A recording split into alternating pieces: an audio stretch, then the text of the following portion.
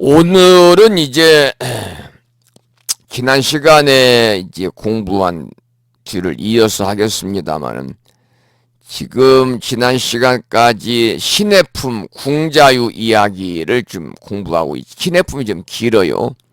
오늘 신해품 마치고 약초유품 오늘 이제 공부를 하도록 하겠습니다. 신해품 마무리 과정인데요. 415쪽을 펴시고 415쪽을 펴시고 제일 아래쪽입니다. 우리말로 된 경문을 한번 읽어보겠습니다. 아들의 뜻이 용렬함을 장자가 이미 알고 방편의 힘으로써 그 마음을 조복하고 그런 뒤에 모든 재물을 물려준 것과 같이 부처님께서도 그와 같이 희유한 일을 나타내요. 소승법을 좋아하는 이에게 방편의 힘으로써 마음을 조복시킨 연후에 대승의 지혜를 가르치시니 저희들이 오늘에야 미증유를 얻었습니다. 바라지도 않던 것을 저절로 얻었습니다. 마치 궁한 아들이 뜻밖에도 많은 보배를 얻은 것과 같습니다. 세준이시여, 제가 지금 도를 얻고 과를 얻어 셈이 없는 보리법의 청정한 눈을 얻은 것은 저희들이 긴 밤에 청정한 계율만 지키다가 오늘에야 처음으로 그 과부를 얻었습니다. 부처님의 교법에서 오랜 세월 동안 범행을 닦아 이제서야 셈이 없는 무르의 큰 과보를 얻었습니다. 저희들이 오늘에야 참된 성문이 되어 불도의 소리로서 모든 중생들에게 듣게 합니다. 저희들이 오늘에야 참다운 아라한이 되어 모든 세간 천신과 사람들과 마와 범천들의 여러 대중 가운데서 공양을 받게 되었습니다. 우리가 이제 경전을 공부하다 보면은요, 미증유라고 하는 그 낱말이 자주 등장합니다. 미증유. 이 말은 여태까지 한 번도 있은 적이 없다 그 말입니다. 여태까지 한 번도 있은 적이 없다. 사람이 부처라는 사상. 이제 제가 처음에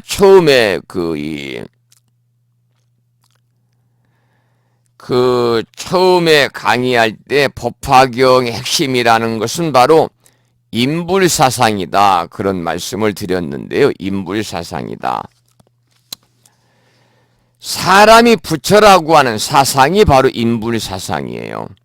이건 법화경에서 처음으로 설한 것입니다. 그래서 이제 미증유다 그렇게 말하고 이걸 우리가 다른 말로는 전대미문이다 이렇게 말을 합니다.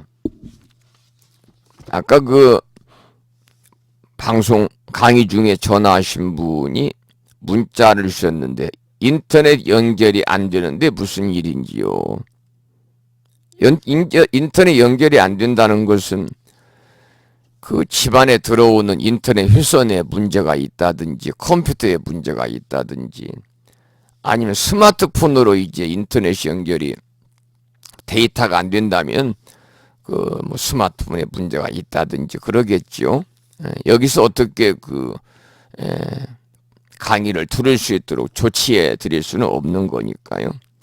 뭐라고 대답을 못 드리겠네요. 제가 강의 중에 뭐 지금 강의 않고 문자로 계속 쓸 수는 없는 거니까 그래서 강의 중에는 될 수 있으면 전화를 않는 게 좋다 그런 말씀이죠. 문자가 와도 강의 중에 제가 답변을 해드릴 수 있는 시간이 없어요.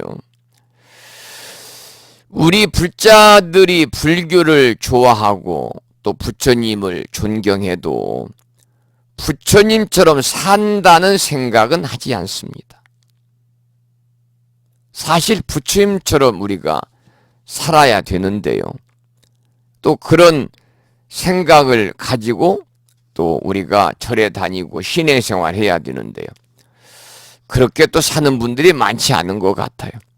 그러나 바라지도 않던 것이라도 저절로 얻어지게 됩니다. 우리가 이제 여러분들이 그 법화경 핵심을 우리가 공부하고 있습니다만, 인불사상, 사람이 부처라고 하는 그러한 그 이 법화경의 핵심 사상을 우리가 알게 되면 부처님처럼 살지 않을 수가 없어요. 그러면 부처님처럼 살다 보면 저절로 부처님 되는 거예요.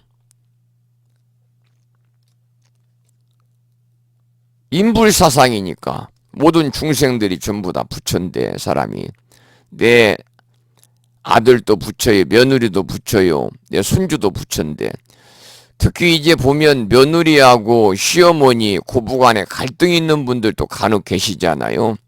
그것은 왜냐하면은 시어머니가 갑질하니까 그래요. 시어머니가 나는 갑이다 속으로 생각하고, 며느리를 대할 때 너는 을이지, 이렇게 갑과 을을 나누고서 고부간의 삶을 사니까 고부간의 갈등이 이루어지는 건데, 지금 우리가 배우는 것은 갑, 을이 없는 거예요. 전부 평등한 거예요. 그것이 바로 사람이 부처라는 인불사상이죠. 며느님을 부처님으로 섬기는데 며느님하고 갈등이 있을 수 있겠어요? 시어머님이 며느님을 부처님처럼 섬기는데 그 부처님처럼 섬김을 받는 며느님은 황송해서 시어머님 섬기기를 또 부처님처럼 하겠죠. 그러면 그 집안은 말할 것도 없이 언제나 행복한 가정, 화합하는 가정, 가족 서로가 서로를 배려하고 또 서로를 이렇게 끌어안는 그러한 아름답고 행복한 가정이 되지 않겠습니까? 바로 우리가 이제 그런 말씀을 드리는 거죠. 여기서는 이제 비유를 했는데요. 저 못난 아들이 한량없는 보물을 저절로 얻은 것과 같습니다. 왜 그럴까요? 우리들의 마음속에 부처로서의 삶이 갖춰져 있다는 사실을 우리가 자각하고 확신하고 또 잘 이해하게 되면 부처님처럼 살게 됩니다. 모든 세간 천신과 사람들과 마와 범천들의 여러 대중 가운데서 공양을 받게 되었습니다. 라고 이제 본문에서 제가 읽어드렸지 않습니까? 이제 공양을 받을 생겼다. 공양을 받을 자격이 생겼다. 이제는 누구에게 공양을 받아도 떳떳하다 그 말입니다. 왜? 부처의 삶을 살기 때문에. 우리가 부처님을 가리키는 10가지 호칭 가운데 아라한이라는 말이 있습니다. 아라한. 우리나라에서는 나한이라고 그러죠. 그래서 나한 기도도량도 많이 있잖아요. 500 나한 기도도량. 또 작은 절에는 뭐 16 나한들도 이렇게 법당에 한편에 모시고 있고요. 이 아라한이 나한인데 아라한을 한자로 옮기면 은공입니다. 그래서 서가모니 부처님의 열의 시프 10가지 명호가 열의 은공, 정변지, 명행족, 선서, 세간의 무상사, 천인사, 주어장부, 불세준이잖아요. 그러니까 열의 시포 10가지의 그 이름 가운데 두 번째가 은공이에요. 공양을 받을 만한 자격이 있다 그 말입니다. 법당에 모신 부처님께 무엇이든지 올리는 것을 우리는 공양 올린다고 그러잖아요. 꽃이면 꽃공양, 향이면 향공양, 초면 초공양 등등 모든 것이 다 공양입니다. 여기서 이제 초공양 얘기가 나왔습니다만 보편적으로 우리 불자님들이 특히 이제 연세가 드신 분들이 절에 가실 때는 초 몇 자로 이렇게 사가지고 가시는 분들이 계세요. 초공양 올리기 위해서. 요즘에는 뭐 불교용품점에 주문을 해가지고 택배로 또 초를 이렇게 보내서 초공양을 올리는 분도 계시고, 예전에 보면은 불심사 오시면서도 그 무거운 초를 한 박스면 굉장히 무겁거든요. 한 20kg 나가나요? 그 무거운 초를 한 박스를 그냥 차에 싣고 와가지고 법당에 공양 올린 분들도 계십니다만, 불심사에 오실 때는 초를 절대 사가지고 오시지 마시기 바랍니다. 불심사에 초 공양 올리지 마세요. 불심사는 여름부터 초를 직접 이렇게 성냥 뿌리는 라이터를 켜가지고 이 촛농이 녹아 떨어지는 초를 사용하지 않습니다. 불심사는 여러분 휴대폰처럼 충전시켜가지고 사용하는 LED 초를 올해 처음 나왔거든요. 세상이 많이 좋아져가지고 그 LED 초를 이렇게 이제 밝혀놨는데, 처음에 제가 공지 말씀을 안 드렸더니 어느 보살님이 그 LED 초에다가 이렇게 아침에 오셔가지고 향을 손에 들고서 불을 막 붙이시는 거예요. LED인데 불이 붙겠습니까? 그래서 보살님, LED 초라 불이 안 붙으니까 거기에 있는 라이터로 이렇게 향 붙여가지고 공양 올리세요. 그런 말씀을 드리고, 이제 몇 차례 제가 법문 시간에 말씀을 드렸어요. 지금 불심사 오시는 분들은 뭐 전부 다, 초는, 저 초는 LED 초구나 라고 아시고 이제 라이터로 향을 이렇게 이제 공양 올리십니다만, 이제 불심사 오실 때는 초공양은 하지 마시라 그런 말씀을 드리고, 향공양도 하지 마세요. 불심사 오실 때는. 향은 제가 이제 불심사가 작고 열악한 환경이지만 향만큼은 좋은 향을 쓰고 있습니다. 왜냐하면 얼마 전에 그 이 신성일 거사님께서 세상을 뜨셨잖아요. 그 유명한 영화 배우잖아요. 엄앵란 씨 남편. 그분이 세상을 뜨시면서 그 이 향이 그 이 폐암에 상당한 영향을 미치느냐 안 미치느냐 여기에 대해서 감론 을박이 이렇게 인터넷에 많이 나온 것을 몇 차례 봤습니다만은, 향은 좋은 향을 쓰지 않으면 그야말로 건강을 해치는 지름길입니다. 특히 폐라든지 기관지라든지요. 그래서 향은 좋은 향을 써야 됩니다. 그런데 대부분 보면은 특히 이제 큰절 같은 경우 이 향공양 올릴 때 뭐 마트에서 또 뭐 구멍가게에서 이렇게 향을 사가지고 저렴한 거 사가지고 올리잖아요. 그거 이렇게 또 하나만 피나요? 오시는 분들이 전부 다 하나씩 다 향공양 올리고 가면은 오소리 잡는다고 그럴까요? 그냥 그 법당이 그 향으로 꽉 향 연기로 차가지고요. 제가불자들이야 뭐 잠깐 한두 시간 기도하고 나가지만 거기에서 그 이 의식을 집전하고 또 이제 그 이 예불을 집전하고 또 법문을 주관하시는 스님은 평생 하는 일이기 때문에 그 나쁜 향의 이렇게 마시게 되면 치명적입니다. 그리고 여러분들께서도 향 공양을 올리시려면 절에다가 긴 것이 이제 그 긴 향이 있고 단향이라고 그래서 긴 것은 장향이고 길장자. 그 짧은 게 있어요. 단향 짧을 단자. 짧은 그 향 중에서 고급 향을 사가지고 여러분들이 향 공양을 올리시라 그 말입니다. 안 올리시려면 아예 향 공양 올리지 말고, 향 공양 올리시려면 다른 데를 조금 여러분들이 적게 쓰시고 좋은 고급 향으로 단향으로 사서 올리시라 그런 말씀을 드리고 싶고, 불심사는 제가 향만큼은 좋은 향을 쓰고 있습니다. 첫째는 저의 그 이 기관지라든지 폐 건강을 위해서, 제가 또 원래 또 그 건강이 안 좋기 때문에요. 그리고 그 다음은 또 오시는 우리 법우님들의 건강을 위해서 향만큼은 좋은 향을 제가 오랜 기간 동안 이렇게 그 약초를 이용해서 만드는 그 업체하고 인연을 맺어서 향을 구입했으니까요. 불심사 오실 때는 향공양, 초공양은 안 하셔도 무방합니다. 이런 말씀을 꼭 드립니다. 그 다음에 신도들이 스님에게 대접하면서 공양 대접한다 하고 때가 되면 공양하십시오. 제가 이제 이 말씀은 이 불심사에서 불교대학 강의, 오프라인 강의할 때도 말씀을 드렸고, 법문할 때 말씀을 많이 드렸습니다만은, 우리 법우님들이 가족들 모두가 불명을 갖고 계시는 집안들이 많이 계시지요.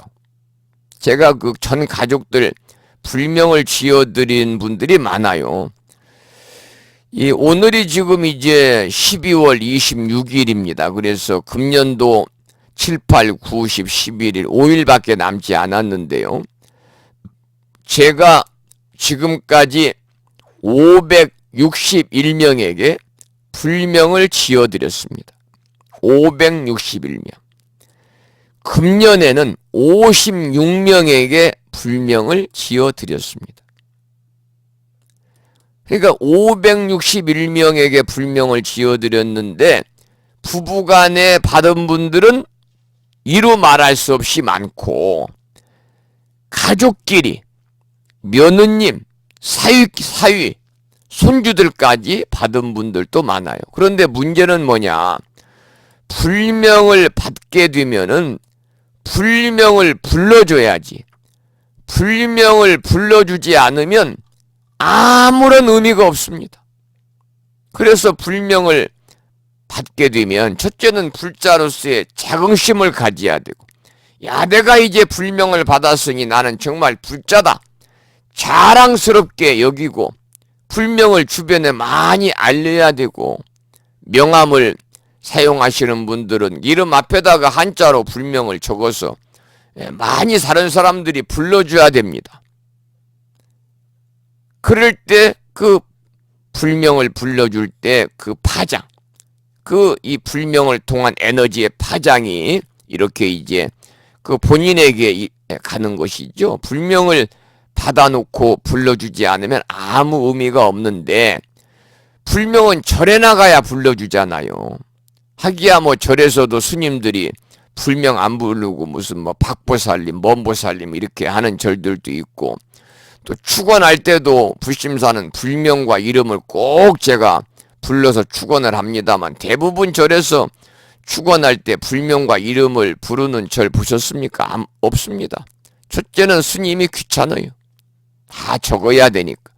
두 번째는 축원하는데 시간이 더 많이 걸려요. 빨리빨리 끝내야 되는데. 그래서 스님들이 보통 축원할 때 무슨 말인지 못 알아들을 정도로 그냥 빠르게 하지 않습니까? 또 이제 혼자 하면 시간 걸리고 힘드니까 여럿이 나눠가지고 그냥 해버리고, 또 어느 스님들은 굉장히 무식하게요. 제가 불자들에게도 축원 카드를 나누어 줘가지고 함께 그냥 읽으라고 하는 무식한 스님들도 가끔 주변에 보면 한둘씩 있는 것 같더라고요. 그래서 여러분들 불명을 받으면 꼭 집에서 가족들 불명을 불러주셔야 됩니다. 그리고 공양할 때도 마찬가지예요. 야, 아무개야 밥 먹어라. 또 아내가 남편한테 여보 식사하세요. 아무개 아빠 밥 먹어요. 이렇게 하지 말고 남편의 불명이 있잖아요. 땡땡 거사님 공양 드시지요. 또 남편 아내에게 땡땡땡 보살님 공양 드십시다. 또 부모들은 자식에게 아이 땡땡 법우님 공양합시다. 바로 이 공양이란 말이 대단히 중요한 거예요. 그래서 이 공양하십시오, 공양하십시다, 이 말은 바로 뭐냐? 상대방을 부처로 모시는 거예요. 상대방을 내가 부처로 인정하는 거예요. 그게 바로 이제 은공이잖아요. 그러니까 아내가 남편한테 땡땡 거사님 공양 드시지요? 그러면 무슨 말이냐? 당신은 부처님이십니다. 그 말이에요. 부처님 공양 드세요. 이 말이에요. 그래서 대단히 중요한 말이니까 우리가 가족끼리 요즘에는 가족끼리 식사하는 함께 식사할 수 있는 그러한 점심때는 뭐 기회가 없을 거고 아침 저녁 어쩌다 있을 텐데 함께 모이면은 그냥 밥 먹자 밥 먹어라 뭐 식사하세요 하지 말고 공양합시다. 공양하세요. 공양 잘 들었습니다. 이렇게 말하면 온 가족이 다 부처가 되는 거예요. 다. 그러면 그 집안 식구가 다 부처인데 다들 상대가 상대방을 가족이 가족을 부처님으로 모시고 부처님으로 섬기는데 그 집안에 갈등이 있겠습니까? 그 집안에 문제점이 생기겠습니까? 모든 좋은 일들만이 일어나는 거죠. 그래서 여러분 이 부처님께 올리는 것을 공양이라고 그러는데 우리가 집에서도 이제 밥상을 차려놓고 공양 드시라고 하면 바로 이 밥을 먹는 당신은 바로 부처님이다 그런 뜻이니까 가족을 부처님처럼 대접하는 그런 말이에요. 그래서 우리 이웃 종교인들 보십시오. 이 식사할 때 그냥 합니까? 이 성당에 다니시는 분들은 또 성당에 다니시는 분들은 성부와 성자와 성신의 이름으로 뭐 아멘 하고 성호를 긋잖아요. 그리고 이제 이 식사 기도를 하고 기독교에 다니시는 분들은 또 좀 길어요. 그 동네는 또 식사문이. 그래서 이 심지어 뭐 기근에 이렇게 허덕이는 이 아프리카인들까지도 이렇게 거론하면서 모든 사람들이 행복한 삶을 살 수 있도록 축원하면서 또 기도를 하고. 그런데 우리 불자님들은 공양 시간에 합장도 않는 분들이 많아요. 합장도 않는 분들이. 공양 발원문을 가족끼리 공양할 때는 꼭 공양 발원문을 한 번씩 외우고 공양하십시오라는 말을 제가 수도 없이 여러분들에게 당부를 했어요. 공양 발원문. 이 음식이 어디서 왔는고. 내 덕행으로는 받기가 부끄럽네. 마음의 온갖 욕심을 버리고 몸을 지탱하는 약으로 와라 도업을 이루고자 이 공양을 받습니다. 한 방울의 물에도 천지의 은혜가 스며 있고 한 알의 곡식에도 만인의 노고가 담겨져 있습니다. 이 음식을 안으로는 성불의 보약으로 삼고 밖으로는 중생을 위해 봉사하겠습니다. 나무 마바냐바라밀. 부심사에서는 공양할 때 꼭 공양 발음을 이렇게 외우고 이제 공양을 합니다만, 그래서 제가 예전에는 이 공양 발언문을 공양하는 이 동자승 사진까지 넣어가지고 두꺼운 A4용지에다가 인쇄를 해서요 코팅을 많이 해다가 많은 분들에게 나눠드렸습니다. 이 집에서 이제 보면은 요즘에는 대부분 의자 놓고 이렇게 앉아서 입식으로 공양들을 하니까요. 바닥에 앉아서 이제 드시는 집안도 있겠습니다만, 그러면 이 탁자에 유리도 깔잖아요. 유리 밑에다가 이렇게 넣어놓는다든지 아니면은 바로 이제 집에 주방이 크지 않으니까 거기에 다 붙여놓고 식구들이 합장 오고서 공양 발언문을 읽고 함께 감사히 먹겠습니다 하고 공양하면은 가족끼리 얼마나 아름다운 공양 시간이 되겠습니까? 그러기를 이제 여러분들에게 다시 한번 부탁을 드립니다. 여러분들이 가족을 부처님처럼 대접하는 말은 바로 불명을 불러드리면서 아무개 거사님 공양 드십시오. 아무개 보살님 공양 준비하느라고 고생 많으셨습니다. 함께 공양 드십시다. 또 아들이면 아무개 법우님 공양합시다. 아들한테 법우님 자 붙이면 얼마나 좋아요. 부처님인데. 예? 서로가 서로를 부처님으로 존경하고. 오늘 오신 이 관음정 법우님이 그런 말씀을 하세요. 5년 동안 공부를 하면서 당신의 이 생각, 가치관이 많이 변했다는 거예요. 첫째는 뭐냐? 내려놓을 줄 아는 마음이 정착이 됐다는 거예요. 내려놓을 줄 알고. 그 다음 상대를 배려할 줄 아는 마음을 본인이 갖게 되고. 모든 것을 상대방 입장에 생각해 볼 수 있는 마음을 갖게 되고, 그리고 가장 좋아하는 식구가 자기 그 아들, 가름정보부님의 아들이라는 거죠.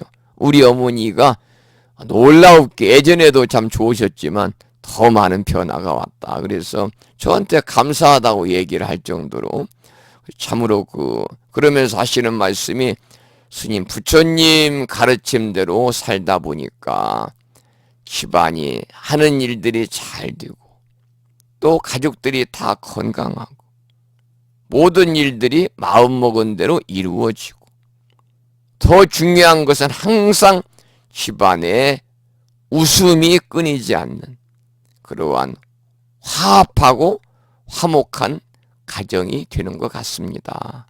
전부 이게 부처님 공부의 공덕이요, 스님이 지도해 주신 그러한 가르침의 공덕입니다. 이런 말씀을 오늘 하셨어요. 그래서 오늘 제가 유난히도 날씨는 차갑고 바람은 많이 불었습니다만 굉장히 마음이 따뜻한 그런 오후 시간을 보낼 수가 있었습니다. 자, 그 다음에 418쪽을 보겠습니다. 418쪽. 여기도 이제 중요한 내용이니까요. 함께 본문 짧으니까 경문을 읽어보죠. 부처님의 은혜를 찬탄하는 겁니다. 세존의 크신 은혜 희유한 일이며, 함께 읽어요. 418쪽입니다. 세존의 크신 은혜 희유한 일이며 저희들을 사랑하사 교화하여 이익을 주신 일을 한량없는 세월엔들 누가 능히 갚을 수 있겠습니까? 수족이 되어 받들고 머리 숙여 예경하며 온갖 것을 공양할지라도 갚을 길이 없습니다. 머리에 이고 받들거나 두 어깨에 업고 다니기를 항아사의 겁동안의 정성을 다해 공양하며 훌륭한 음식이며 한량없는 보배 의복과 비단 보료와 이부자리와 갖가지 탕약으로 받들며 우두 전단 좋은 향과 가지각색 보배로서 높은 탑을 세워놓고 훌륭한 옷을 벗어 땅에 깔아 이러한 온갖 일로 공양하기를 항아사급 동안에도 갚을 길이 없습니다.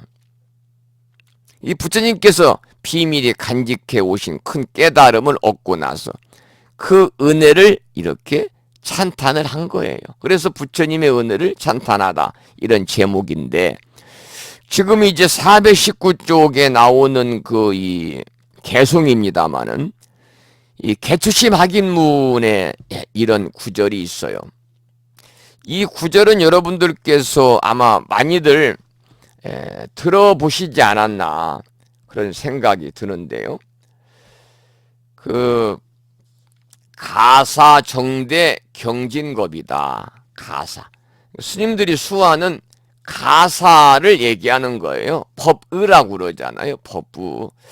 이 개추심 확인문에 나와 있는데, 이건 고려 중기의 보주국사인 진울 스님이 지으신 불교 경전입니다. 그래서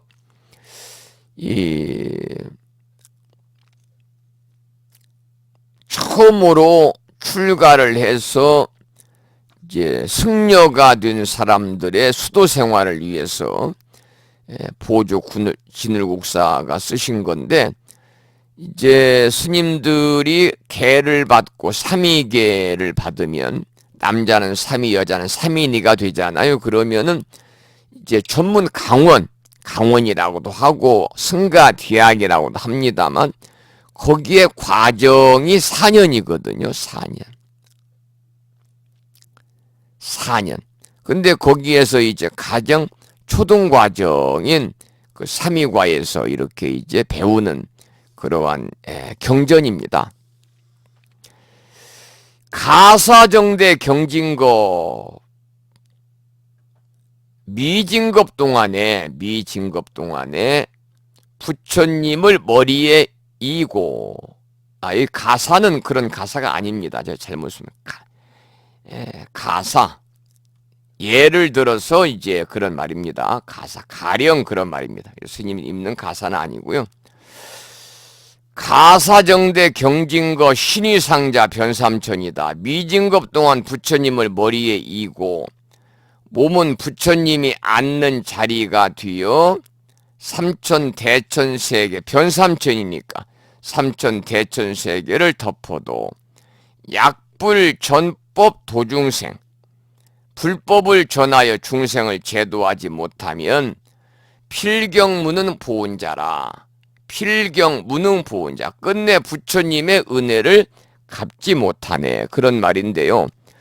우리가 이제 가장 중요한 것은 부처님의 불은혜 우리가 보답하는 길, 부처님의 은혜에 보답하는 길은 여러분들이 뭐 절에다가 뭐 시주를 많이 하고 보시를 많이 하고 뭐 또 불사에 여러분들이 뭐 많이 뭐 이렇게 동참하고 하는 것도 중요하지만, 그보다 더 중요한 것은 뭐냐면 부처님의 말씀을 널리 전해가지고요, 중생을 제도하는 겁니다. 전법이라고 그러잖아요. 부처님 법을 전하는 건 포교라고 그럽니다. 포교. 그래서 이 대한불교 조계종 같은 경우는 이제 포교사 시험을 봐요. 그래가지고 자격증을 주잖아요. 포교사, 포교할 수 있는 그러한 자격증을 준단 말이죠. 그러면 이제 그분들이 일선에서 이제 부처님 말씀을 전하는 포교사로서의 그러한 이 삶을 사는 겁니다.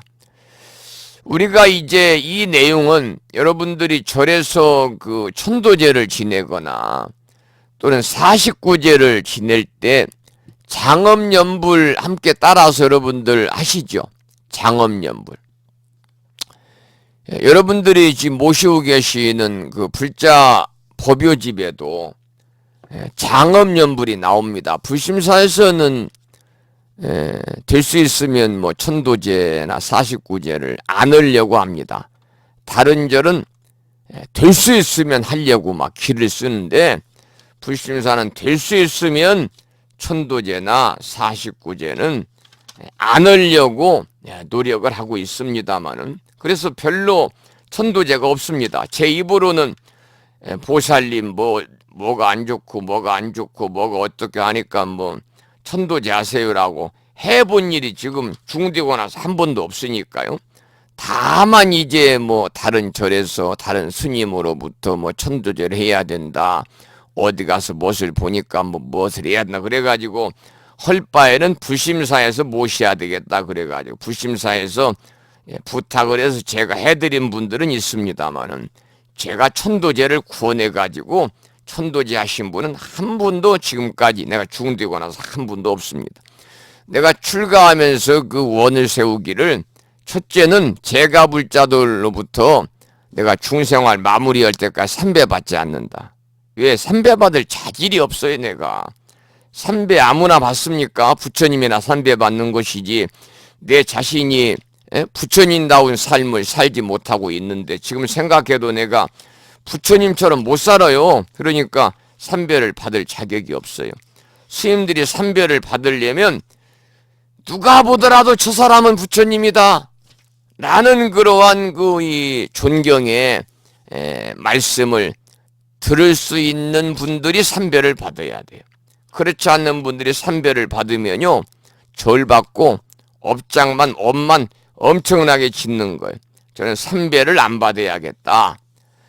두 번째는 없는 분들 괜히 뭐 조상 들먹거리고 뭐 삼재 들먹거리고 해가지고 뭐 사주팔자 뭐 들먹거리고 해가지고 꼬드겨서 그 천도제 권하지 않는다. 있는 사람들은 그런 거 관심 없어요.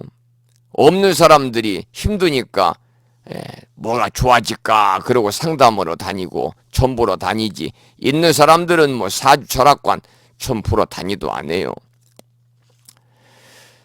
그리고 또 한 가지는 부처님 오신 날 밖에다가 다는 일일등은 이 연등 공양 동창금은 안 받아야 되겠다. 하기야 이제 뭐 내년부터는 뭐 불심사 도량에다가 뭐 연등 달 일도 없네. 내년부터는 그 이 불심사 부처님 오신 행사는 무창포 비체펠리스 1층 그랜드 볼륨을 빌려가지고 거기에서 하려고 그럽니다. 주차장 문제가 하도 시끌시끌하고 들어오는 길 막 막을 쌓고 막 이러니까 사람들이 이웃이라도 잘 되면 정말 내가 잘 되는 것처럼 번창을 하면 정말 우리 집이 번창하는 것처럼 축하해주고 기뻐해요. 그것이 바로 우리 불교에서 이 강조하는 그 이 가치관이잖아요. 그것이. 그런데 가끔 보면은 다른 사람들이 잘 되고 하는 거에 대해 시기하고 막 질투하고 이런 사람들이 있어요. 밑에 집에도 그래서 시끄러운 거예요. 그 보살님이 올해 88세인데 엊그제 제가 그 만나서 아유 아드님한테 얘기 좀 해서 좀 길 좀 막지 말라고 좀 해라 그랬더니 하세요 그랬더니 아이고 불심사가 옛날에 뭐 사람들도 안 오고 스님 혼자 있을 때는 쬐만할 때는 차도 안 다녀가지고 조용하고 먼지도 안 나더니 막 지금은 사람들도 많이 다니고 막 차도 많이 들어오니 시끄럽고 먼지 나서 못 살겠다고 막 그러거든요. 그거 시기 질투잖아요. 시기 질투. 시기 질투.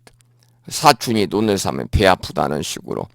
우리 불교에서는 사춘이 논을 사면은 내가 논을 산 것처럼 기뻐해라, 행복해라, 행복하게 하라. 그게 우리가 이제 그 이 보현 행원품에 보면은 그 내용이 자세히 나오잖아요. 그래서 우리들이 공부를 해야 돼요. 그리고 공부한 것을 실천으로 옮겨야 됩니다. 여러분들이. 그래서 우리가 보현 행원품은 10가지, 10가지의 그러한 그 이 행원이 있잖아요. 그 10가지 행원을 우리가 다 지킬 수는 없지만 그 중에서 중요한 것은 우리가 꼭 여러분들이 기억하시고 그 이 실천, 우리의 일상의 삶 속에서 그 10대 행원이잖아요. 보현 10대 행원을 우리가 꼭 할 필요가 있다. 그런 말씀을 드리는 거예요. 이 보현보살님은 행을 중시하셨던 그러한 보살로서 우리가 알려져 있는 거죠. 그래서 우리가 이제 보현보살 10대 행원이다 그렇게 말하잖아요. 그래서 우리가 이제 그 보현보살 10대 행원이라는 것은 행위행자입니다. 그 보현보살님 같은 행을 10가지를 우리가 실제 실천으로 일상의 삶 속에서 옮겨라 그런 말이에요. 그래서 행자가 들어가는 거죠. 거기에 보면 5번째 수의 공덕원이 나와요. 그게 중요한 거예요. 수의. 따를 숫자 기쁘리. 따라서 기뻐하는 거예요. 따라서 기뻐해요. 사춘이 눈을 사면 따라서 기뻐하는 거예요. 그래서 이 부처님이 무량겁을 닦으신 공덕, 중생들의 털끝만한 선근까지도 하나도 빠짐없이 모두 다 들어가지고 부처님께서는 무량겁을 쉬지 않고 기뻐하여라 이렇게 말씀을 하셨거든요. 그래서 우리가 수의하는 마음을 가져야 되는데 우리 불자님들은 다 그런 마음을 갖고 있습니다만은 가끔 보면은 사춘이 돈을 사면 배 아프하고 남이 잘 되면 배 아프하고 저리 컨테이너 박스 찌만할 때 그 이 빼가지고 별 보려면 중이 와가지고 혼자 이렇게 밥 끓여 먹고 살을 때는 차도 안 다니고 뭐 초하룻날 일요일날 아무도 안 오니까 차도 안 다니니까 조용하고 먼지도 안 나니까 좋았는데 요즘에는 막 주차장도 막 크게 막 이렇게 넓히고 또 부처님 모시는 같은 경우 사람들도 막 100여 명씩 오고 그러니까 못 살겠다는 거예요. 먼지 나고 시끄러서. 그래서 길을 막아야겠다. 그래 요즘에 길 막고 지금 그래 제가 산으로 그냥 넘어 다니느라고 밤엔 후라시 들고 전화하니까 다행이지 여러분들 못 다녀요. 저녁에 오려면 무덤을 5개 지나야 오니까요. 그 무덤 속으로 이렇게 후라시 들고 건너와야 절 들어오잖아요. 자 이제 이 말씀 드리다가 제가 이제 그랬는데 그 여러분들 장엄연불 말씀드리다가 이제 천도제 얘기를 했습니다마는 지금 이제 무술년 며칠 안 남았어요. 며칠 있으면 우리가 이제 황금 돼지해다. 그래서 이제 기해년이 들어요. 기해년. 그러면 벌써부터 이제 저한테 질문하는 분들이 계세요. 스님, 저는 내년에 삼재가 들어왔는데 어떻게 비방을 해야 된대요? 그런 분들이 벌써부터 있어요. 돼지해에 들삼재는 뱀띠, 닭띠, 소띠, 사, 유, 축이다 그래요. 그래서 뱀띠, 닭띠, 소띠가 이제 며칠 있으면 이제 삼재가 들어오는 거예요. 삼재가. 보통 절에서는 입춘 때 이제 삼재 풀이를 한다고 그러는데 절에서 스님이 어떻게 삼재를 풀어줘요? 스님이 전지전능한 신도 아닌데 어떻게 풀어요, 자기가? 삼재 푼다는 거 전부 다 거짓말이고 사기예요, 사기. 삼재를 어떻게 풀어요? 자기 스스로 풀어야지. 삼재를 누가 풀어줘요? 이 삼재는 이제 이 천지인이에요, 말하자면. 천지인. 천으로 오는 재앙은 뭐냐? 하늘에서 오는 재앙이 뭐가 있겠어요? 태풍, 홍수, 바람, 물 이런 거 아니겠어요? 또 땅에서 오는 재앙은 뭐가 있어요? 우리나라는 지진밖에 없어요. 일본 같은 데는 이제 뭐 화산 폭발도 있겠죠. 이것이 이제 예, 그러한 재앙이에요. 그런데 작년에 이 포항에서 지진 났잖아요. 그럼 포항 사람들이 인구가 몇십만인지 모르지만 작년에 다 삼재 들어있나요? 그러지 않잖아요.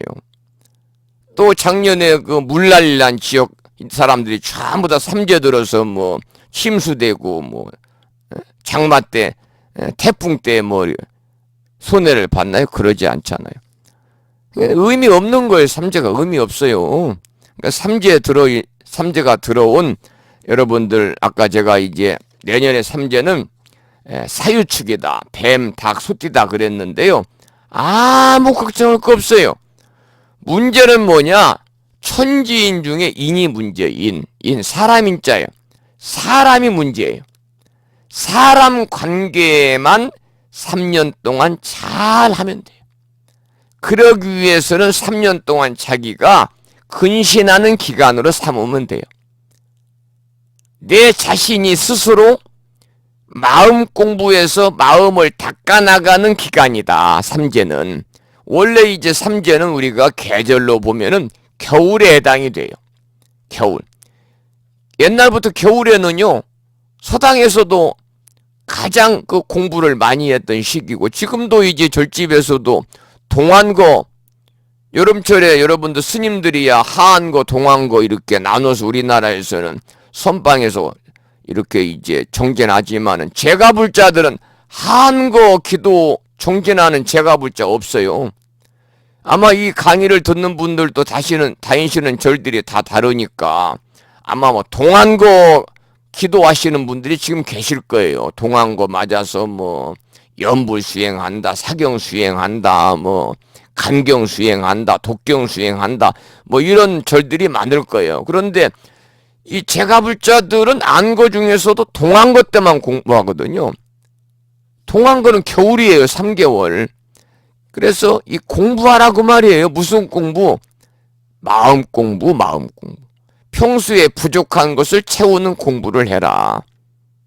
하심하는 거 배우고, 상대를 배려하는 마음도 배우고, 남을 위해서 봉사하는 마음도 배우고, 또 다른 사람들과의 사람과의 인과관계를 잘 유지해 나가도록. 이 세상 살면서 문제 터지는 것이 사람과 사람 사이에서 문제가 생기는 거예요. 저도 예전에는 여러분들 뭐 부심사 와보신 분들은 저를 봤으니 알겠습니다만 생긴 꼬라지가 쪼만하잖아요. 힘도 없게 생기고 빼빼 마르고 쥐꿀이 많은데, 그래도 제가 출가되는 소가지가 좀 있어가지고 성격도 급하고 좀 그랬어요. 그래가지고 화도도 잘 내고.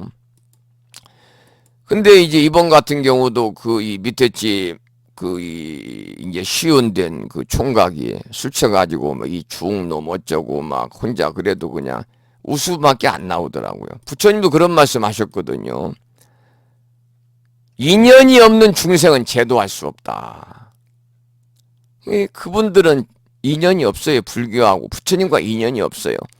부처님과 인연이 없으니까 절집 바로 주차장 밑에 살면서 절을 안 다니는 거예요. 그분의 직업이 불모예요, 불모. 불모. 여러분, 불모가 뭔지 알아요? 붙여볼 자 어미 모자예요.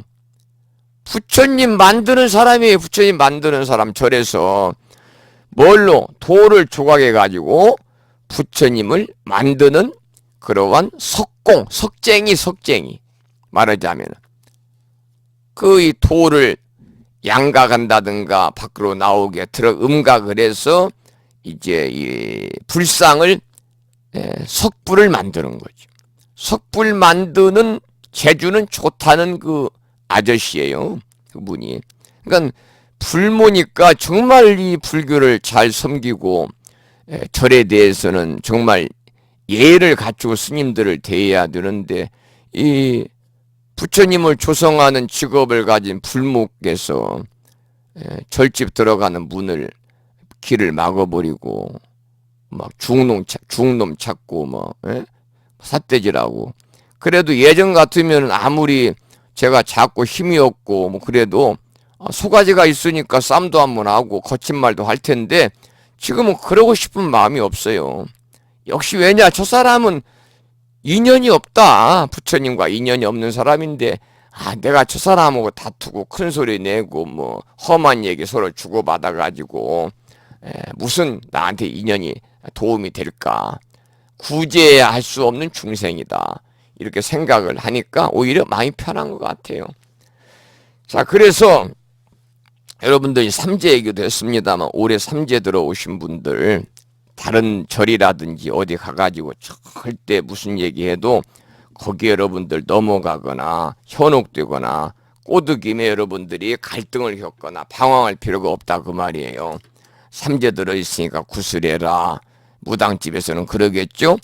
또 삼재 들어있으니까 절에서는 천도제해라. 아이고 큰일 났네요. 보살님 집은 이 두 명이 겹삼재라서 그냥 오래다 죽어나가는 형국이니까 천도제를 해도 크게 해야 되고, 또 무당집이나 또 절에 가면 뭐 천도제나 구들 사정이 안 되면 부적을, 내가 쓰는 부적은 아주 신비스러운 신부적이니까, 또 스님 부적은 아주 효험이 있으니까 부적을 사다가 잘 지니고 다녀라. 이렇게 이야기하는 절들이 있으면 다니지 않아야 돼요. 전부 사기꾼들이에요, 사기꾼들. 돈 벌어 먹으려고 하는 짓거리죠. 부적 가지고 다닌다고 해서 뭐 모든 일 해결이 되면요, 자동차 회사가 뭐 들어 이 자동차 보험을 들어요. 자동차 보험회사는 다 문 닫아버려야죠. 자동차 사고 방지부 하나씩 딱 넣어갖고 다니면 사고 안 나는데 뭐 들어 보험 뭐 들어요. 그러잖아요. 그러면 여러분들 건강 유지해주는 그러한 부적 수지하고 다니잖아요. 건강부 수지하고 다니면 1년 12달 병원 갈 일이 없는데 의료보험 뭐 들어넣어요. 병원은 다 없어져야죠. 그러니까 아무 의미가 없는 것이고, 삼재 들은 분들이 정말 조심을, 인간관계다. 제가 밑에 그 길 막은 총각 오고도 험한 말하고 싸움하고 네가 잘했네 내가 잘했네 야 이놈아 나이도 어린 놈이 뭐 이렇게 하면서 쌈질하면요, 했다면은 그 인과관계 잘못돼가지고 술 먹고 그냥 주폭이 얼마나 무서워요. 집에 들어가서 그냥 주방에서 칼 갖다가 그냥 묻지마 살인도 할 수 있잖아요. 그러니까 인과관계를 우리가 삼재 들어인 분은 항상 겸손해야 된다. 항상 3년 동안 겸손하고 3년 동안 자신을 낮추고 3년 동안 하심하고 3년 동안 나보다 상대를 배려하는 그러한 인과관계를 잘 유지하면 오히려 삼재가 삼복이 돼가지고 복된 일들이 계속되고, 삼재가 끝나면 겨울이 끝나는 거잖아요. 그럼 봄이 오잖아요. 그러면 모든 일들이 만사형통한다. 그런 말씀입니다. 또 이렇게 얘기를 하면은 또 이 절에서 또 삼재 가지고 겁주고 뭐 이것저것 하라고 하는 스님들이나 또 무속인들이 들으면 또 장사 못하게 한다고 나한테 욕할 사람도 있겠습니다만 제 주관은 그렇다 그 말이에요. 제 얘기가 솔직한 얘기다 그 말이에요. 자, 그러면 우리가 이제 가사정대 경진거 거기 지금 공부하다가 삼재 얘기가 나왔는데 장엄연물 나오고 장엄연부를 천도제나 49제 할 때 꼭 한단 말이에요. 장엄연. 부심사에서는 우리말로 함께해요. 우리말로. 한자로 하면은 무슨 말인지 못 알아들어요. 한자로 하는 스님도 무슨 말인지 모르고 그냥 하고 듣는 불자들도 무슨 말인지 모르고 아무 의미가 없어요. 말하는 스님도 한문 원문으로 말해서 무슨 말인지 모르고 듣는 불자들도 저게 무슨 말인지 모르고 멍하니 앉아가지고 절이 시키면 절이 나오고 노잣돈이나 놓으라고 그러면 노잣돈이나 놓고 무슨 의미가 있겠어요. 그래서 불심사에서는 꼭 장엄연불도 한글로 합니다. 한글로 하면 바로 이해가 돼버리잖아요. 장엄연불에 나와요. 이 지금 개추심 학인문에 나오는 이 내용이 가사정대 경진겁이다. 이것은 머리 위에다가 부처님을 이렇게 이제 모시고 우리가 머리에다 인다고 그러잖아요. 부처님 머리에 이고 경진겁이다.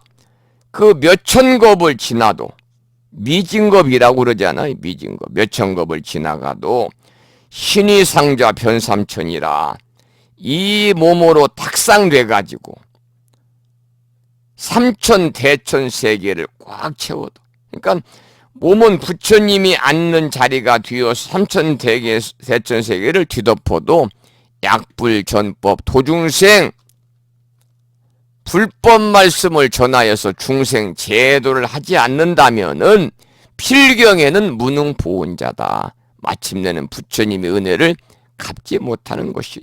여러분들이 아무리 절에다가 보시하고 시주하고 뭐 불사에 동참하고 뭐 수억 원씩 시주를 했다 할지라도 물론 그 공덕이 크지만 정말 큰 공덕은 뭐냐?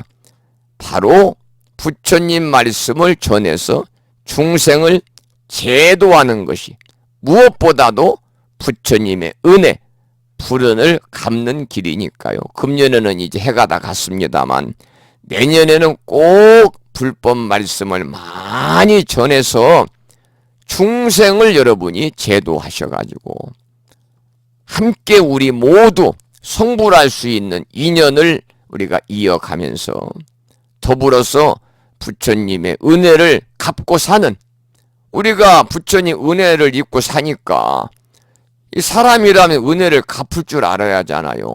짐승도 은혜를 갚을 줄 아는데 그러니까 우리 불자들이 부처님의 은혜를 갚는 길은 뭐냐? 바로 부처님 말씀을 많이 전하는 거예요. 부처님 말씀을 전하면 전할수록 그게 바로 중생 제도의 역할이 되는 거니까요. 하다못해 매주 월요일 아침마다 제가 보내는 마음을 깨우는 금주의 부처님 말씀이라도 우리가 휴대폰에서 그 전달할 수 있잖아요. 전달 해가지고 남편한테도 보내주고 아내한테도 보내주고 아들한테도 보내주고 며느리한테도 보내주고 친구한테도 보내주고 사돈한테도 보내주고 이렇게 막 보내드리세요.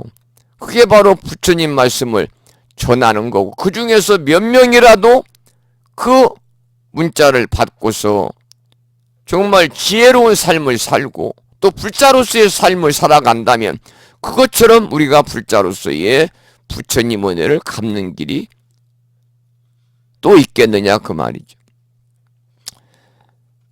우리가 사람들은요 뭘 이렇게 자기가 받게 되면 책임감을 느껴요. 그래서 특히 불명을 이렇게 이제 주변에 많이 권하고 지어 드려야 되는 것은 불심사는 불명을 받으면 꼭 불명 증서를 만들어서 드리잖아요. 그러면 책임감이 따라요. 자기 이름이 또 하나 생겼는데 부처의 이름이 생겼는데 책임감이 안 따르겠어요. 그러다 보면 그 사람의 삶의 변화가 와요.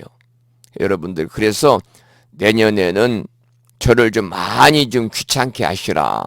불명을 많이 좀 지어 달라고 그러세요. 사실 불명을 지어 가지고 불명 증서를 만들어서 뭐 우체국 택배로 보내고 하는 데는 시간도 많이 걸리고 경제적으로도 만만치 않은 비용이 들어갑니다. 별거 아닌 것 같지만요.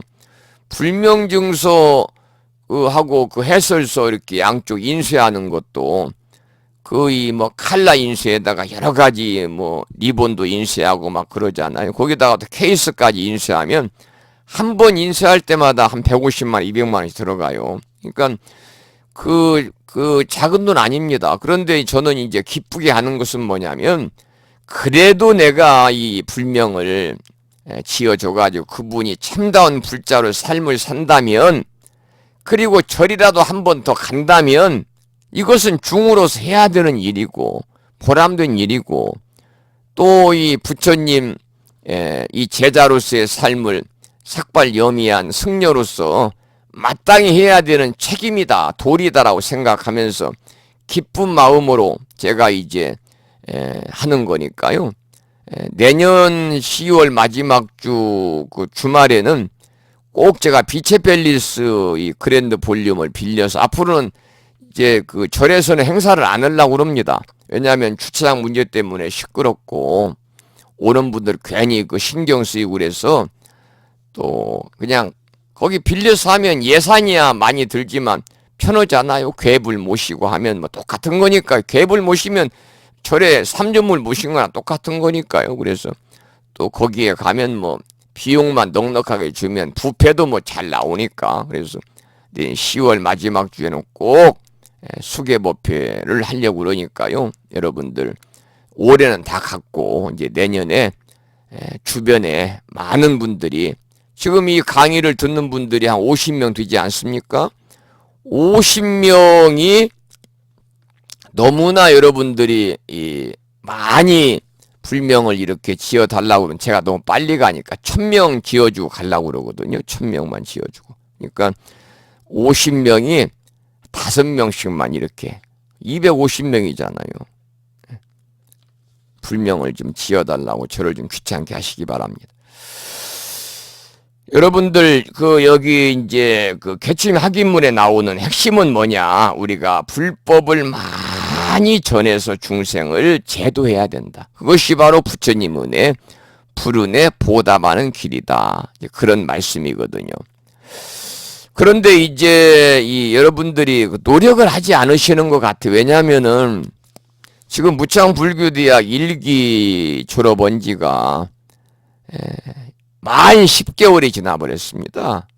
지난 2월 마지막 주 주말에 했기 때문에 만 10개월이 지나서 무창불교대학 2기 신입생을 모집하는 공고를 내고 강의 시간에 방송 시간에 수없이 말씀을 드렸습니다마는 2기 신입생이 모집이 안 돼요. 강의를 해야 되겠는데, 왜냐하면 지금 3월달부터 2기 입학 희망을 해가지고 원서 내신 분들이 7분이 계세요. 7분. 7분이 계신데 7분 중에서 졸업하신 분이 한 분 있고 다시 강의를 들으신다고 그러고, 수료하신 분이 한 분 있고, 수료하신 분이 2분 계시고, 나머지 처음 강의를 들으시겠다고 이렇게 신청하신 분이 4분밖에 안 계신데, 그 4분 모시고 매주 수요일마다, 금요일마다 강의를 또 할 수는 없잖아요. 2시간씩. 그리고 4분 중에서 뭐 2-3분 결석하면 1분 모시고 강의할 수는 없는 거니까, 여러분들께서 나는 불교대학 졸업을 했으니까 그냥 뭐 끝이지 이런 생각 마시고요. 주변에 가까운 분들, 같이 절에 다니거나 하는 분들 중에서 체계적으로 불교 교리 공부라든지 경전 공부를 체계적으로 하지 않은 분이 계시면 여러분이 꼭 말씀을 전하셔서, 그것도 커다란 여러분들이 이 불법 전하는 거예요. 중생 제도하는 방법이에요. 나 혼자만 깨달음을 이루고 나 혼자만 공부하면 끝이다. 이것은 소승적인 생각이거든요. 대승적인 생각은 뭐냐? 하와 중생, 더불어 함께 중생들과 더불어 성불하는 삶을 살아야 되겠다라는 생각을 가져야 되거든요. 그러니까 주변에서 여러분들이 한 분이 한 명씩만 좀 추천해 주세요. 2기 무창불교대학의 입학생으로 2명씩 추천하면 더 좋죠. 한 명씩만 추천해서 입학하면 50명이잖아요. 2명씩만 추천해서 입학하면 100명이잖아요. 혼자 50명, 100명을 모집하고 또 이렇게 추천하기는 어렵지만 한 분이 1명, 2명 하기는요. 제대로 마음만 먹으면 충분히 할 수 있어요. 부천 불교대학 물론 제가 많이 부족하긴 합니다만은 성실껏 강의를 하려고 노력하고 있고 다른 불교대학처럼 수강료를 받습니까? 대한민국의 크고 작은 불교대학 인터넷 강의를 한다 할지라도 돈 안 받는 데가 없어요. 다 교육비 받아요, 교육비. 많이 받는 데는 한 학기에 교육비 15만 원씩도 받아요, 교육비. 그걸로 이제 강사비 주잖아요, 강사비. 근데 무창불교대학은 제가 교육비를 받습니까? 강의하고 단돈 10원이라도 강의를 받는 것도 아니잖아요. 당연히 불자님들의 시주와 보시로 생활하는 승려니까 여러분을 휴양한다 이런 마음으로 부처님 가르침을 전하면 이것이 바로 중생제도니까 수행자로서의 부처님의 은혜를 갚는 길이다라고 생각하고 저는 그 힘이 달 때까지 부처님 이 말씀을 인터넷 강의를 통해서 이렇게 전하려고 하니까요. 제2기 무창불교대학 신입생들이 모집이 돼서 내년 3월 정도부터는 정상적으로 지금 1년을 끌어왔잖아요. 못하고. 그래서 이제 매주 수요일 날은 대학원 강의, 매주 금요일 날은 불교대학 강의를 체계적으로 해가지고 좀 더 많은 사람들이 절을 다니더라도 기본적인 교리를 제대로 알고 기본적인 경전을 공부를 할 때 올바른 정법 수행자로서의 삶을 살아갈 수 있죠. 그렇지 않으니까 자꾸 사법의 길로 가는 거예요. 사법의 길로.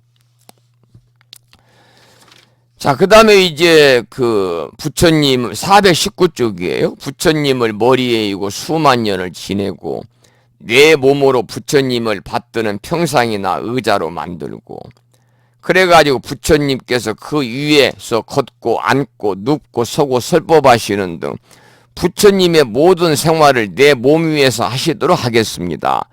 그럴 정도로 헌신적으로 부처님께 불공드리고 부처님을 위해서 봉사한다고 하여도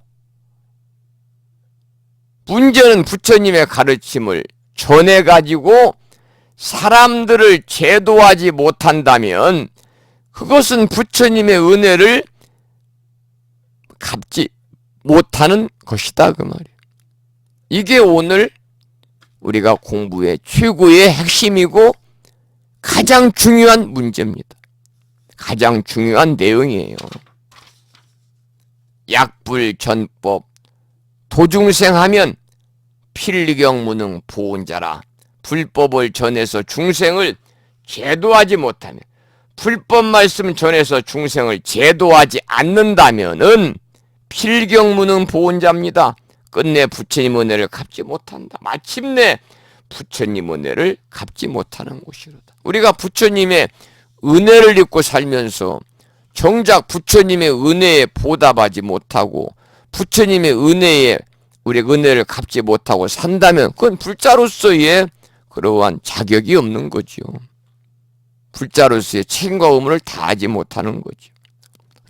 그래서 이 내용은 이제 스님 연불할 때도 자주 하고 아까 말씀을 드린 것처럼 절에서 49제나 천도제 지낼 때 장엄연불에 빠짐없이 나오는 그런 내용이 장엄연불에는 다 좋은 말씀, 좋은 개송들이 다 들어가 있으니까요. 그래서 이 구절은 부처님 법을 전하는 것이 중요하다는 뜻을 담고 있지만은 그와 함께 부처님의 은혜라고 하는 것이 이처럼 참으로 크다고 하는 그런 의미도 가지고 있다 그 말이에요.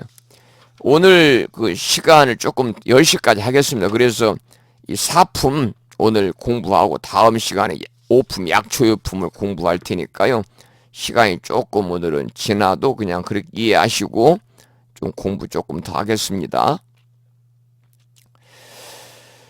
자, 그러면 어디를 보시냐면 421쪽에 421쪽 위에 이제 마지막 사품 마지막 경문이거든요. 함께 읽어보겠습니다. 모든 부처님은 희유하시며 한량없고 그지없으며 생각할 수 없으며 크고 크신 신통이시며 무위하여 모든 법의 왕이시니 용렬한 저희들을 위해 이런 일을 참으시고 상에 집착한 범부들에게 알맞게 말씀하십니다. 부처님은 모든 법의 자유자재하시어 중생들의 모든 용락들을 속속들이 아시고 그들의 뜻과 힘에 알맞게 맞추시어 한량없는 비유로서 법을 설하십니다. 중생들의 지난 세상 선근을 심은 것에 성숙하고 미숙함을 낱낱이 살피시며 각가지로 헤아리고 분별하여 아시고서 일불승을 나누어서 삼승법을 설합니다. 자, 그 해설문을 보시면요, 범부들은요 무조건 상에 집착합니다. 그래서 우리가 이제 보통 사람이라고 그럽니다. 그래서 범부 중생 그러지 않습니까? 범부 중생. 우리가 이 상이라고 하는 거, 상이라고 하는 거 많이 여러분들 들으셨죠? 상. 아상, 인상, 중생상, 수자상, 금강경의 대표적인 사상이잖아요. 상이다. 그러면은 불교에서는 상이라는 말이 상당하게 이제 광범위하게 사용이 되고 있잖아요. 상에 집착하다. 상에 얽매이지 말아라. 상을 내려놔라. 이런 얘기를 자주 하고, 또 우리가 경전을 보면 그런 용어가 많이 나옵니다. 우리가 이제 이 상이라는 것은 우리가 이 심리적인 측면에서 말씀을 드리면 일종의 고정관념입니다. 고정관념. 그런데 이 불교에서는 이 고정관념이 여러 가지의 그 갈등이라든지 번뇌의 원인으로 보고 있는 거예요. 그래서 이 무의식 속의 고정관념을 내려놔야 된다는 거예요. 우리가 무의식 속의 고정관념을 내려놓는 순간에 우리는 뭘 볼 수 있느냐? 본래의 청정한 부처의 자리, 불성을 바로 볼 수 있어요. 그래서 금강경에서는 뭐라고 그래요? 약견, 재상, 비상, 측견, 열애다 그래요. 만약에 모든 상이 아님을 보면 측견 열애, 바로 열애를 보리라 그래요. 그래서 바로 이제 이 고정관념을 내려놓는 순간에 우리가 이제 불성을 제대로 볼 수가 있는 거죠. 우리가 이제 금강경에서는 그러잖아요. 만약 보살에게 아상, 인상, 중생상, 수자상이 있으면 보살이 아니다 그러잖아요. 하물며 보살도 그런데 수행이 안 된 우리들이야말로, 중생들이야, 그 사상을 실제한다고 우리가 믿기 때문에 여기에 따라서 여러 가지의 문제가 발생이 되는 거죠. 그 중에서 가장 이제 아상이라는 것은 뭐예요? 나라는 관념이에요. 나라는 관념은 뭡니까? 자기 중심적인 사고예요. 자기 중심적인 사고. 인상은 뭐예요? 사람 인자니까요. 사람이라는 관념이에요. 인상을 사람 중심적인 사고로 보는 거예요. 중생상은 중생이라는 관념. 중생상을 우리가 동물 중심적인 사고예요. 수자상, 목숨이라는 관념. 생명 중심적인 사고. 이렇게도 우리가 해석을 하는데, 그 중에서도 가장 우리가 이제 여기서 말하는 것은 바로 아상을 얘기하는 거예요. 아상. 나라는 상이에요. 나라는 상. 이것은 뭐냐면 우리가 이제 그 나라는 상, 소위 말하면 이 아는 나를 뜻하니까요. 상이라는 건 서로 상자거든요. 그래서 상대적인 원리와 같은 거예요. 나와 남의 관계를 우리가 상이라고 그래요. 나와 남의 관계. 그런데 이제 나와 남의 관계에서 자기 중심적인 가치관을 갖는다든지 고정적인 관념을 갖고 있게 되면요, 바로 그 사람들이 이제 아상이 높은 사람들이죠. 아상이 높다는 것은 요즘에 젊은 사람들의 말로 갑질하는 사람들이 갑질. 갑이라는 거죠. 본인이 갑이다. 그렇게 이제 볼 수가 있죠. 그래서 범부들은 무조건 이 상에 집착합니다. 나라는 상에 집착을 하는데 존재의 실상에 대해서 전혀 배운 바도 없고 느낀 바도 없다. 우리가 눈에 보이는 것은 1차원적 관점에서 본 것이고 다른 차원에서 보면 모든 존재는 환영처럼 텅 비어서 공한 것으로 보인다고 말하는 사람도 있습니다. 이를테면 도자기 컵이 하나 있다고 합시다. 도자기에 대해서 모르는 사람은 그냥 물 마시는 컵이다라고 단순하게 보지만 도자기 전문가는 저것은 2조 백자인데 하고 얼른 알아봅니다. 그러면서 그 순박한 아름다움과 빼어난 모양새를 감상하지요. 이렇게 전문가의 눈과 비전문가의 눈이 다릅니다. 불교의 가르침도 마찬가지입니다. 부처님의 안목을 배워서 세상과 인생을 바로 보기 위한 것이 불교 공부입니다. 중요한 대목입니다. 이게 422쪽의 세 번째, 네 번째 줄. 우리가 불교 공부하는 것은요, 부처님의 안목을 배워가지고 세상과 인생을 바로 보고 바로 살기 위해서 불교 공부하는 거예요. 부처님 안목을 배워서 세상과 인생을 바로 보고 바로 살면 그것이 바로 부처님의 삶이기 때문에 행복하지요. 이때 부처님의 안목은 뭐냐? 인생과 우주의 모든 존재에 대한 그러한 전문가적인 안목이다. 그래서 우리도 부처님 같은 안목을 키워야 한다 그 말입니다. 그러기 위해서 할 수 있는 최선의 길은 뭐냐? 그저 전문가의 설명을 열심히 듣고 사유하는 것이다. 그러다 보면은 전문가가 되는 것이 이것이 우리가 할 수 있는 일인데 여기서는 마지막에 이제 법화경 결론이 나와요. 일불승을 나누어서 삼승법을 설하신다. 이것이 법화경 결론인데 이제 삼승법은 연가, 성문연가, 보살 이 삼승이라는 다 알고 계시잖아요. 삼승. 이 법화경은 이제 이 일불승을 결과적으로 얘기하는 것이다 라는 말씀은 제가 수없이 이제 이 강의를 통해서 말씀을 드려서 여러분들이 어느 정도 정확히는 몰라도 이해를 하시겠습니다만은 일불승이라는 말 자체는 뭐냐? 한일자, 부처불자, 탈승자인데 모든 중생이요 부처님과 함께 성불한다는 소위 서가모니 부처님의 교법이 바로 일불승이에요. 그러니까 일체 중생을 제도해서 성불하게 하는 유일한 가르침이라는 거예요. 부처님께서 이루신 깨달음이 너무나 깊고 깊어가지고 특히 우리 중생들은 그 무엇보다도 욕심, 하늘 찌르잖아요. 하늘을. 중생들의 욕심이야 뭐 끝이 없다고 그러잖아요. 이 강의를 듣는 법부님들은 그래도 다 이 경전 공부하시니까 욕심들 내려놓고 사시죠? 별로 욕심 없으시죠? 그러나 대부분 사람들은요, 욕심이 하늘을 찌른다. 그렇게 표현할 정도로 욕심이 많아요. 욕심이. 그런데 우리가 그 욕심을 부리는 자는요, 법구경에 보면 그런 말이 있어요. 욕심을 부리는 자는 돈이 막 하늘에서 막 쏟아져가지고 비처럼 쏟아져 들어와도 만족할 줄 모른다는 거예요. 그러나 슬기로운 사람은 비록 조금이라도 욕심을 맛보는 것을 기쁨으로 아는 것이 아니라 괴로움으로 안다는 거예요. 이렇게 이제 안목의 차이가 있는 거예요.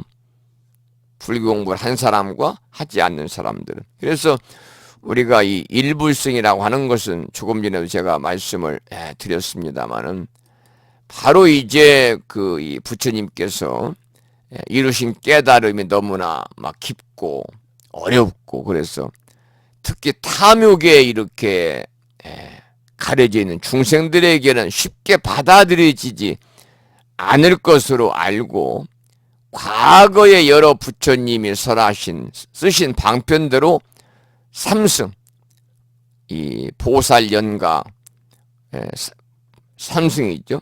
보살, 성문연가 보살로 나누어 설하신 거죠. 그래서 여기서 삼승으로 설했다는 것, 승이라는 것은 여기서 이제 탈승자를 얘기하는 것인데, 바로 삼승으로 설했다. 결국은 이것은 일승, 부처가 되는 길을 가기 위한 하나의 방편이다. 성불에 이르는 보살의 길이 바로 일불승인데, 그 일불승을 설명하기 위해서 성문연각 보살을 여기에 이제 끌어들인 것이 되는 거죠. 여기까지 오늘 이제 공부를 했고요. 이제 9시 47분이고요. 아까 제가 말씀 중에서 혹시라도 오해가 있을지 모르니까 말씀을, 이제 삼재 풀이에 관한 말씀을 드렸는데, 삼재는 본인이 풀어야지 다른 사람이 못 풀어줘요. 스님이 어떻게 연불해가지고 삼재 풀어주겠어요? 본인이 풀어야지. 그런데 이제 절에서 삼재 소멸불공은 가능해요. 삼재 소멸불공. 푸는 게 아니라 소멸하는 거예요. 푸는 것과 소멸은 달라요. 기도를 통해서 본인의 기도와 스님의 기도와 스님의 축원을 통해서 삼재가 소멸되기를 기원하는 마음으로 불보살님과 화엄성주님께 기도하는 것이 바로 삼재 소멸 기도예요. 그러니까 절에서 삼재 푼다고 뭐 이것 가져와라, 무슨 속옷, 새 것은 가져오지 말고 속옷도 깨끗이 빨아가지고 입던 옷을 가지고 와라, 위아래로. 특히 남자들 속옷 같은 경우는 그래도 뭐 괜찮은데, 여자들 속옷 가져오라, 얼마나 그거 좀 이상한 일이잖아요. 절집에 그 여자들 속옷 가져오라고 그러면은 빨아서 가져와라. 그래서 그 사람의 체취가 담긴 것을 이렇게 태워야만이 삼재가 소멸이 된다. 또 이제 삼재가 들어있는 사람은 자기 그 이름, 자기 나이 숫자대로 동전을 가져와라.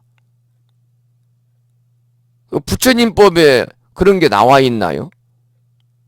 삼재 풀이하는데 필요한 것이 뭐 속옷이고 뭐 동전이라는 말이 나와 있네. 요즘에는 또 스님들이 영리하셔가지고 갈수록 스님들 진화하잖아요. 진화. 그래서 돈의 가치가 자꾸 떨어지니까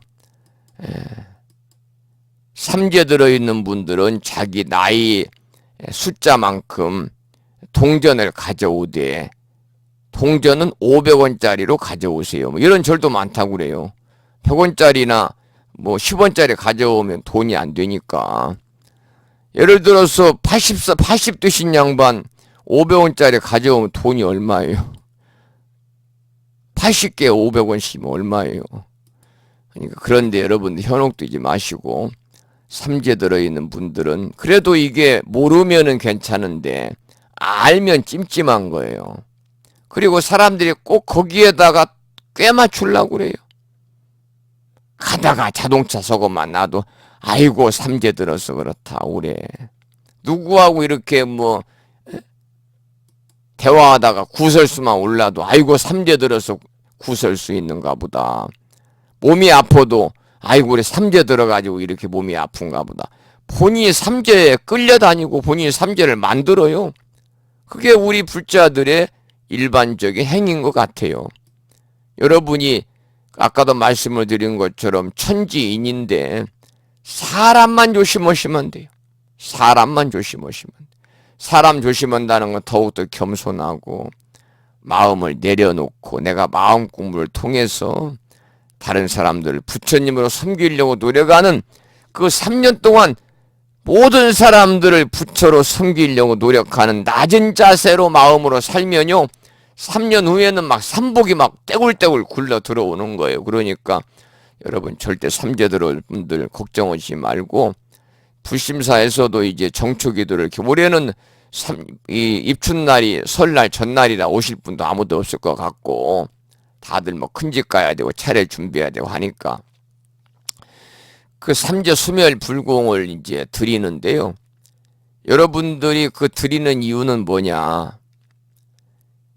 삼재가 들어있다고 찜찜하게 생각하는 분들이 많으니까 삼재 수멸 불공을 드리고 그 기간 동안 여러분들이 절에서도 집에서 기도함으로 인해서 나의 기도와 스님의 기도와 축원을 통해서 이제 이 삼재가 소멸이 되겠구나.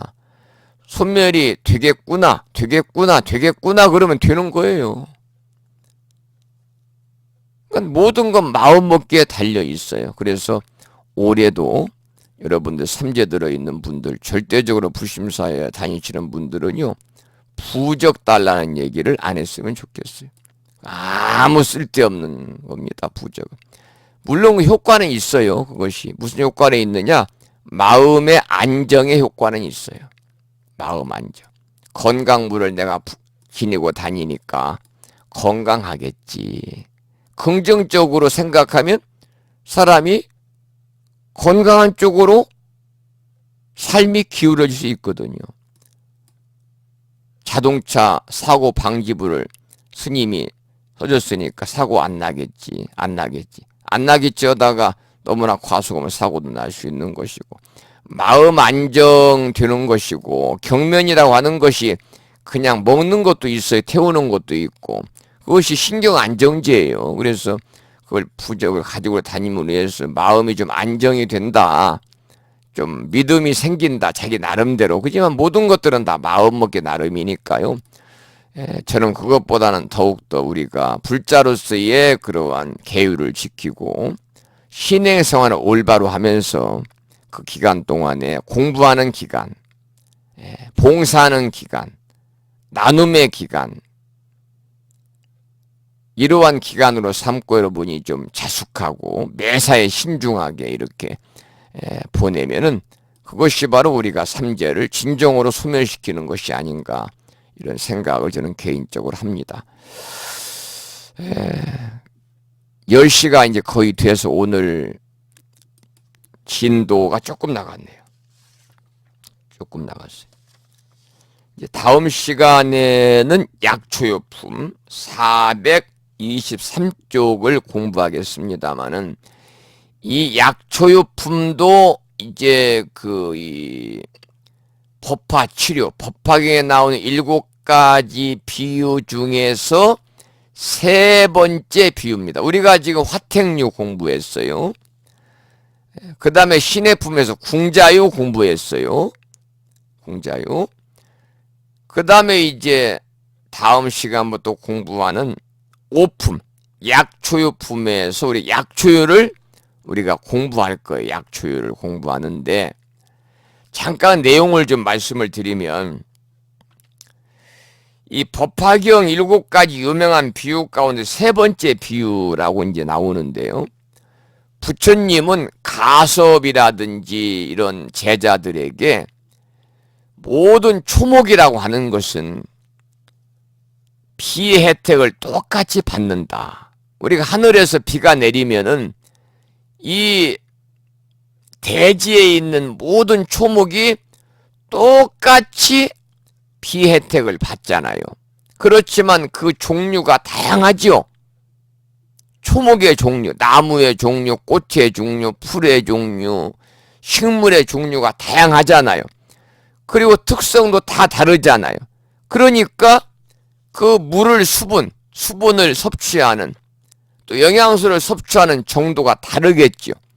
거기에 따라서 그 초목이 생장하는 데 차이가 있는 것처럼 우리 사람들도 똑같이 부처님 설법을 우리가 듣는다 할지라도 다 근기가 다르고, 영리한 사람도 있고 멍청한 사람도 있고, 그래서 영리하고 근기가 좀 있는 사람들은 빨리 이해하고, 우둔하고 멍청하고 근기가 약한 사람은 이해하는데 어렵잖아요. 그런 차이가 있다. 그래서 부처님은 다양한 사람들의 수준에 따라서 여러 가지 방편을 써가지고 설법을 하는 것이다 라는 것을 이야기하는 것이 바로 이제 다음 시간부터 공부할 제5품 423쪽에 나오는 약초 유품이에요. 이해가 되시죠? 약초 유품은 더 이해가 쉽습니다. 그래서 부처님의 이 가르침은 그 하늘에서 내리는 그 비와 같이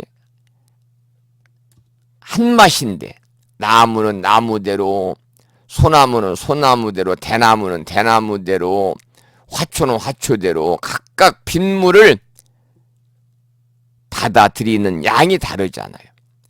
그러듯이 중생들도 근기에 따라서 부처님의 가르침을 다 다르게 받아들이는 거예요. 지금 제가 이제 강의를 해도 이 강의의 내용을 받아들이는 정도가 다 다른 거예요. 그렇지만은 결국에는 뭐냐? 일불승으로 돌아간다. 다 결국은 모두가 부처님으로 돌아간다. 부처님 되도록 한다 하는 것이 바로 이 초목의 비유. 그래서 우리가 약초유품이다 이렇게 이야기를 하는 거죠. 여기까지 오늘 수업을 마치도록 하고요. 10시가 거의 됐습니다만은 늦게 출석하신 분들이 계신지 확인을 한번 해보겠습니다. 예, 계시네요. 서울에 사시는 자명한 모부님께서 조금 늦게 30분 늦게 이렇게 출석을 해주셨네요. 자명한 모부님도 출석을 하셨고, 그 인천의 여명신 모부님 출석하셨습니까? 여명신 모부님만 지금 출석부에 보니까 결석으로 되어 있고 한 분이 결석인데, 오늘 오신 그 관음정 모부님한테도 제가 말씀을 드렸습니다만 참 이번 그 불교대학 경전대학원에서 공부하는 우리 법우님들은 정말 대단한 분들이다 라는 말씀을 드렸어요. 정말 존경하고 싶다 그런 말씀을 드렸습니다. 왜냐하면 결석을 안 하세요. 결석을. 이 연세들도 연세들이 계시고 이 늦은 시간에 결석을 않고 거의 100% 출석한다는 것은요, 이게 쉬운 일이 아닙니다. 웬만한 열정과 웬만한 신심과 웬만한 그러한 마음의 준비가 없이는 가능하지 않은 일인데도 불구하고 이렇게 오늘 한 해를 마무리하는 마지막 강의하는 날입니다만 한 분이 결석했으니까 지난주에도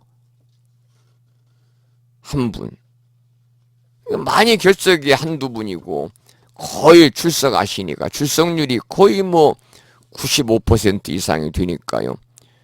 참으로 대단하시다 그런 말씀을 오늘 드렸습니다마는, 하여튼 여러분들에게 이렇게 적극적으로 강의에 참여하시고 함께 공부해 주신 여러분들에게 진심으로 한 해 동안 너무 고생 많이 하셨습니다.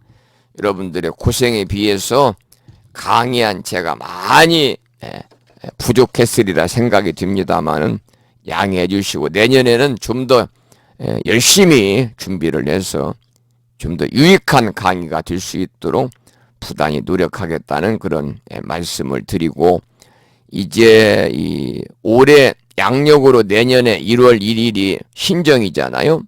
화요일 날입니다. 그래서 내년 첫 번째 주 강의는 1월 2일 날 수요일 날입니다.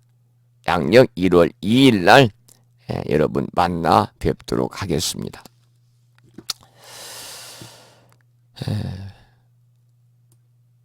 1년 동안 이렇게 수요일 저녁마다 공부하시느라고 수고하시는데 오프라인 같아요. 어떻게 하다못해 뭐 떡이라도 좀 해놓고 요즘에 흔한 감귤이라도 한 방 사다 놓고 이렇게 차라도 한잔 드리면서 이렇게 한 해를 마무리할 텐데, 이게 이제 온라인이다 보니까 뭐 이럴 수 있는 그런 사정이 안 돼서요.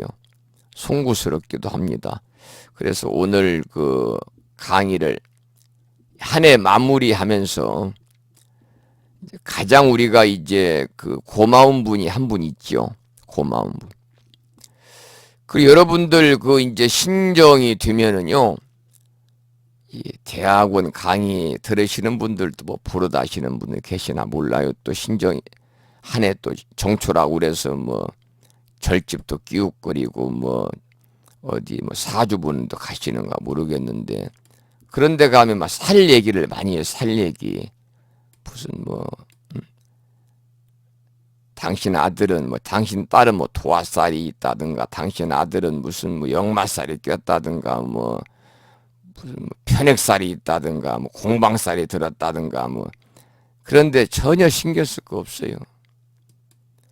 그런데 이제 살 중에서 무서운 살이 딱 2개 있어요. 그 살은 여러분들이 잘 아셔야 돼. 살 중에서 뭐 도화살, 역마살, 뭐 천궁살 이런 쌀이 무서운 게 아니라 가장 무서운 쌀이 2가지가 있어요. 이것을 여러분이 잘 기억하셔야 해요. 하나는 뭐냐? 뱃살이고 하나는 옆구리살이에요. 그래서 나이 드시면 뱃살과 옆구리살만 조심하시면 다른 살은 절대 여러분들이 걱정할 필요가 없다. 그래서 나이 드시면요, 뱃살 안 나와야 돼. 옆구리살 안 나와야 되니까 건강 잘 챙기시기 바라고. 그럼 무슨 살이니 무슨 뭐 삼재 들어있다고 뭐해라 뭐 이런데 전혀 여러분들 신경 쓰거나 또 두려워하거나 걱정하거나 하실 필요가 전혀 없다는 말씀을 드립니다. 자, 10시가 넘어서 이제 오늘 한 해를 마감하면서요, 제일 고마운 분은 누구냐면, 누구겠어요? 고마운 분. 부처님이죠. 부처님. 부처님 은혜 속에서 우리가 한 해를 잘 보냈으니까 부처님께 고맙다는 말씀은 우리가 드리고 한 해 마무리하는 강의 끝내야 되지 않겠습니까? 그래서 노래 한 곡을 잠깐만 듣겠습니다. 노래가 길으니까요. 그리고 오늘 강의 마칠게요.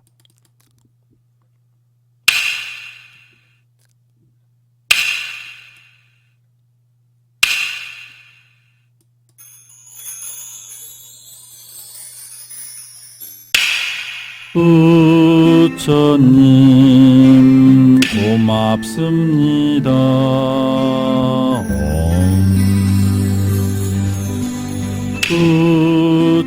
부처님 고맙습니다.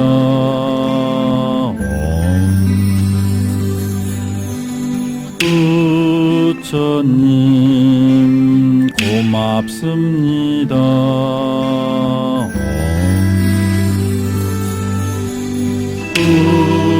부처님 고맙습니다.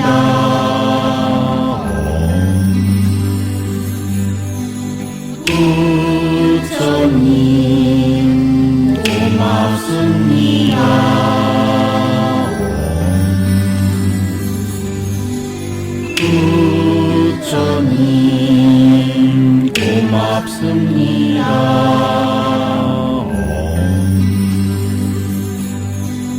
부처님 고맙습니다. 고맙습니다. 부처님 고맙습니다. 부처님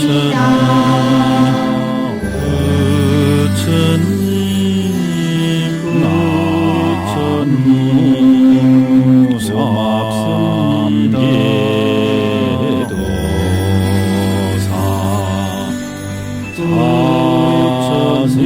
고맙습니다.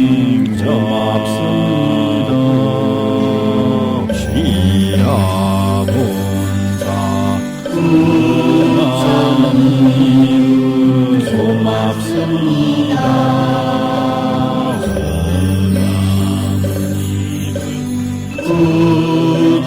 부처님 고맙습니다.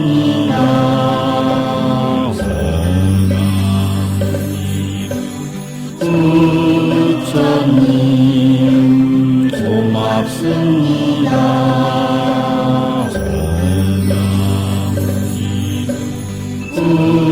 부처님 고맙습니다. 부처님 고맙습니다. 한 해 동안 이렇게 건강한 모습으로 매주 수요일 저녁마다 법화경을 함께 공부할 수 있는 소중한 인연의 시간을 만들어 주신 부처님 고맙습니다.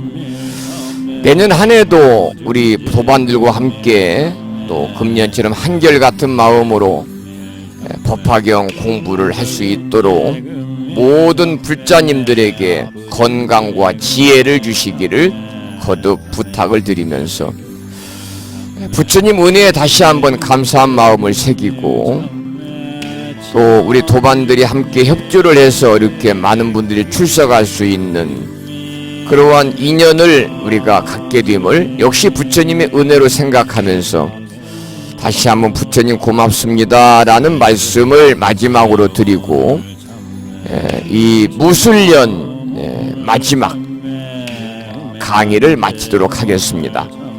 저는 이제 1월 둘째 날이죠. 내년이 기해년입니다. 기해년 1월 2일 날 수요일 날 저녁 8시에 다시 만나 뵙도록 하겠습니다. 여러분 새해 복 많이 지으시고요. 지은 복만큼 복을 많이 받으시고 집안 모두 평안하시기를 축원드리겠습니다. 여기서 물러가겠습니다. 지금까지 무창불교대학 불심사에서 진어 성종이었습니다. 여러분 밤이 깊었습니다. 날씨도 춥고요. 편안하고 따뜻하게 주무시기 바랍니다. 고맙습니다.